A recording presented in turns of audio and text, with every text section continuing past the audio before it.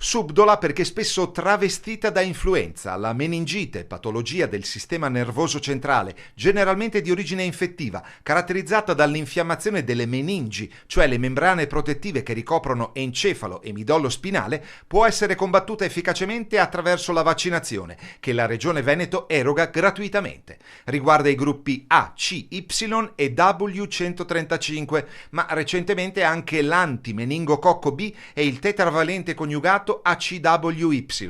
Oltre 1150 i casi registrati nella regione tra il 2007 e il 2013, una malattia non preoccupante quantitativamente, ma qualitativamente, perché le sue conseguenze sono spesso molto gravi, fino addirittura al decesso. In Veneto, hanno ricordato le autorità competenti, il monitoraggio è costante grazie ad un sistema di sorveglianza delle forme invasive dovute ai tre principali agenti responsabili. L'offerta vaccinale regionale del resto è estremamente articolata e contempla ben 20 patologie, dalle malattie esantematiche come varicelle e morbillo alla meningite, appunto, alla febbre gialla e all'influenza stagionale.